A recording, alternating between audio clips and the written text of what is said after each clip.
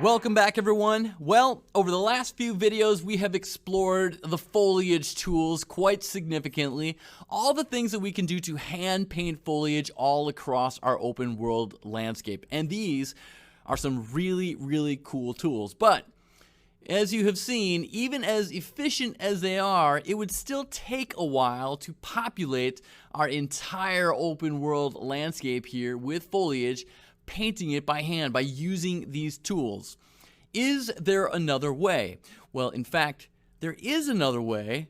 Some tools known as the procedural foliage system in Unreal that can also populate our open world with foliage.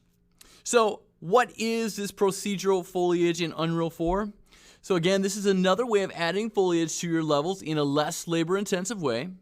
Now, how this works is you determine an area, a volume you'd like foliage to be present in, and then we're going to specify rules per foliage type that exist within this defined area. For example, we're going to be able to specify things like the density of a foliage type in a given area, the age of a foliage type in a given area. Age determines its scale, how tall it is.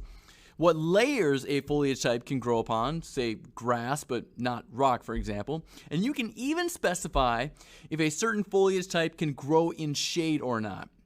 And then once you have set up all these rules, all you need to do is click a simulate button and you can immediately see all your procedural foliage results or make adjustments and resimulate once again. Now, if that sounds really cool, stay right here. What we need to do first is we need to enable this procedural foliage system. As of today's date, these are in the experimental tools in our editor preferences. Maybe at some point in the future they will no longer be considered experimental, but as of today's date, they are.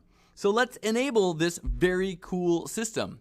We are going to come under our edit menu at the very top left of our editor.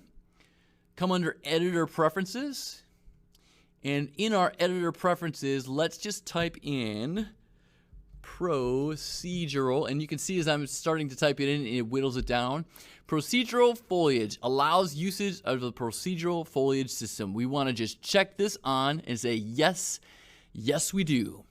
And that is all we need to do for this video. There's no save button here. It's checked on, so now we have access to it, and now we can go about starting to explore this procedural foliage system. Well, guys, that's going to do it all for this quick overview. Well, let's get started in the next one. We'll see you there.